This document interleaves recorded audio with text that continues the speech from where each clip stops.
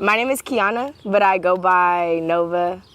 I'm from Castro Valley, California. I am a exotic dancer. I work as a singer-songwriter part-time. You know, that's about it. What I love about dancing is that I get to be free with my money and with my vibes. Like I literally get paid to vibe with whoever I choose to vibe with. I love singing because I don't know. That's my freedom of speech. It unlocks a part of me that people don't necessarily get to see if I'm just talking regular. I started dancing 5.5 years ago, like stripping, but I started like hip hop and technical jazz and ballet when I was in middle school. So like I have a lot of technique, so that helps with my stripping. I've been singing since I started playing piano when I was in kindergarten, but I've always been singing like through that, but like I took my singing serious for sure after high school. Yeah, I've always been like a troublemaker. Like I was the little girl that was a class clown. So like music was like kind of like always on the back burner for me. But my parents always like put me in music, always put me in like piano lessons and like singing lessons and all that. Okay, so my first day of 7th grade, I had a teacher named Ms. Lloyd, and she hated me like purely off of me walking through the halls and just like being irate. And like I just remember having like colored contacts in, and like one of them fell out, and I kept asking her, can I go to the bathroom? Can I go to the bathroom? Can I go to the bathroom? This is the first day of school in 7th grade. And she's like, no, Kiana, you can't go. You can't go to the bathroom. You don't have to go to the bathroom. I just start screaming at the top of my lungs. I have to put my contact in. My mom is not gonna buy me another pair. Let me go to the bathroom. And I just hopped on the desk, and I was doing hella shit. I used to do it purely for laughs. Like, I wasn't really mad. It was just entertainment. I don't know what was wrong with me. I never really like had to move around. My parents are well off, so like they always had like a certain like job where we were. So it was like they picked me and my brother to be raised in Castro Valley, so that's where we were at. And I didn't know nothing outside of Castro Valley till I turned 18, and I decided like I need to see what is out there. Like I'm not just gonna be kicking it with y'all. Like it's just Castro Valley is really close knit. Like it's really like it's family based. So it's like, which isn't a bad thing, but for a person like me, it's really hard to fit in anywhere. So when I turned 18, I just kind of like said, fuck that. Just kind of cut. Me and my family are like weird. I don't know how to describe our relationship. It is close. Me and my brother were never close. I always used to bully him. He's 5.5 years older than me. So me and him never got along. We still don't get along. He had my nephew. We still bicker like we're 10 years old. And like my parents hate that shit. Like they're older. So like my mom's 60 and my dad is almost like about to be 60. So he's like 56, something like that. So like growing up with older parents comes with a different set of rules, you know? So I was raised in a strict environment. Like if I wanted to do something, I had to go to class for it. I had to learn it and how to do it in a professional way, you know? That's just how my parents just taught me to be. When I started dating this void sign, that's when I realized I needed to see the world and meet other people, because me and him, like, we were like this. Like, that was really, like, my best friend fresh out of high school. That's who I leaned on. And I was scared to lean on my parents, you know, like, I felt like what I really wanted to do, they wouldn't agree with. Like, I felt like I would be shunned if I was to really tell them who I really was or show them, like, what I do, not in front of their face. So I ran to him, you know, like, that was my safe haven. So then, like, when we fell apart, finally, after like 2 years out of high school, I just realized, like, this ain't it for me. Like, life is bigger than just this nigga and just Castro Valley and just his partners, you know? Like, I needed it. Like, I was fiending for it. To struggle, honestly. That's what I was fiending for. I was fiending for, like, that lifestyle. Like, I just knew, like, I wasn't supposed to be, like, handed a certain lifestyle. Like, I knew, like, I had to create it, so I went looking for it. It took a lot, but yeah, I'm here, still alive and well. So I wouldn't say I molded myself, to be honest. Like, I would say my environment molded me.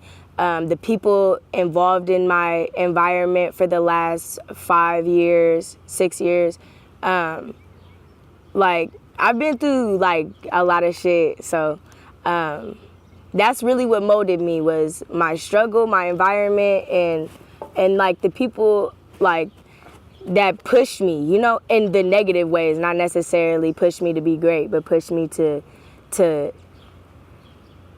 try and figure out who I really was and what I was willing to put up with, you know. Like, I feel like struggling made me happy with who I am, made me, like, honestly, how I started stripping was because I kept going to jail. I kept going in and out of jail. So the only way that I was really able to stay out of a jail cell was dancing, because that kept a steady income for me to be satisfied with. Like, I hate feeling mediocre. I hate feeling like I can't afford what I deserve. Like, I hate that feeling.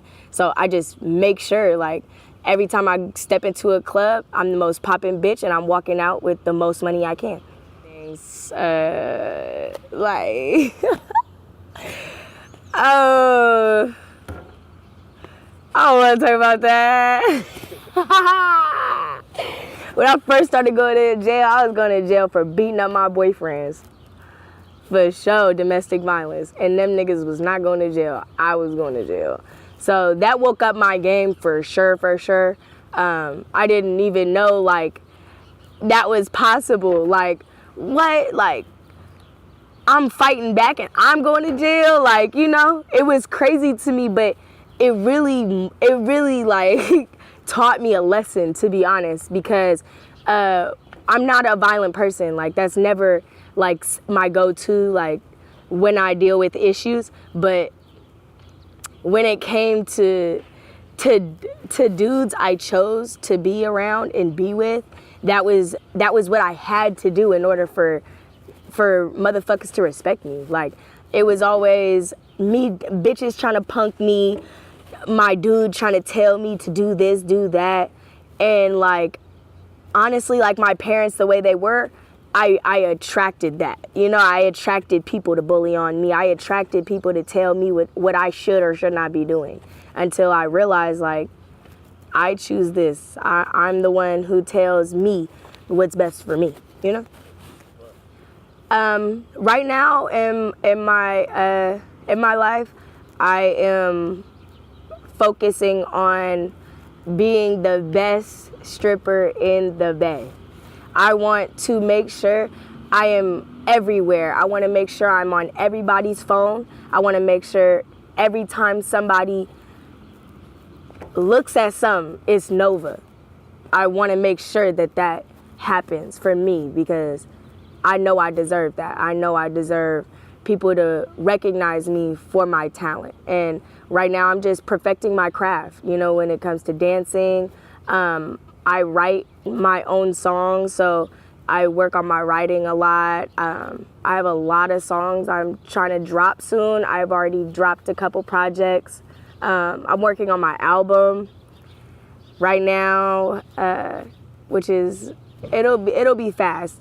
It'll be fast because I'm a fast worker when it comes to my music.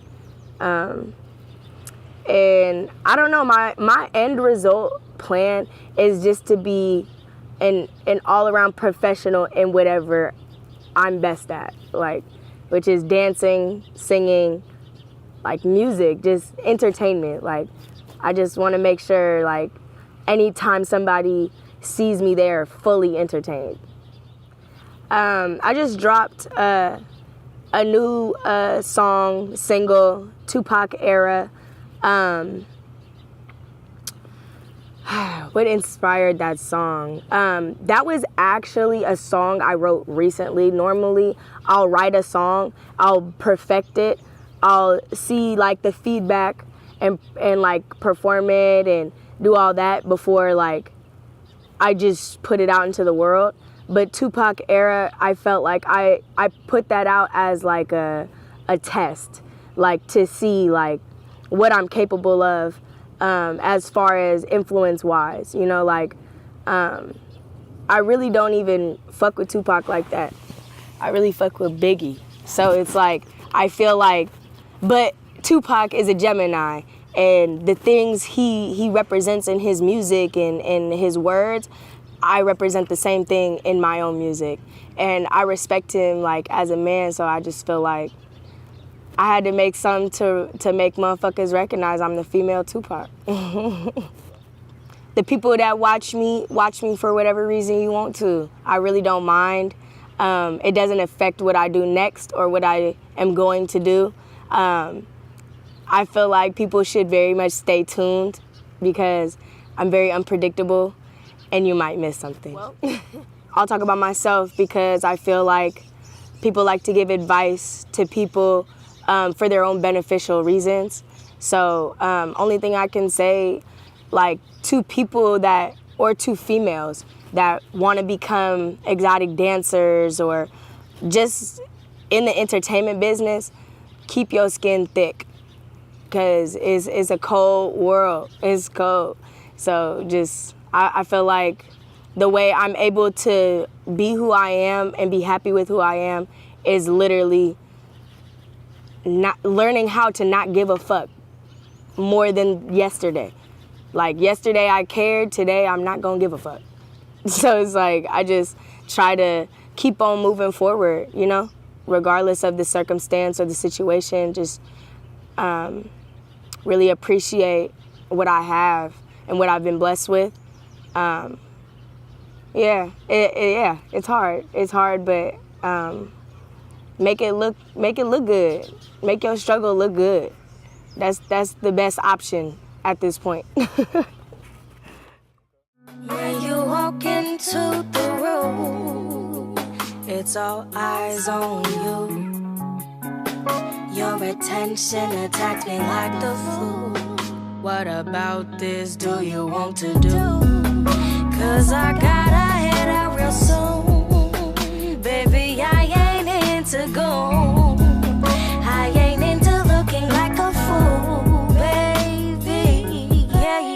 Yeah. Top of the game, money rain. Legends of the Tupac era. Make it rain, make it rain, make it rain. I'm on top of my game. It's all eyes on you. You ain't peeping shit, but the view I'm giving you. We hustle hard to get up. We can go so far, we made it out the door.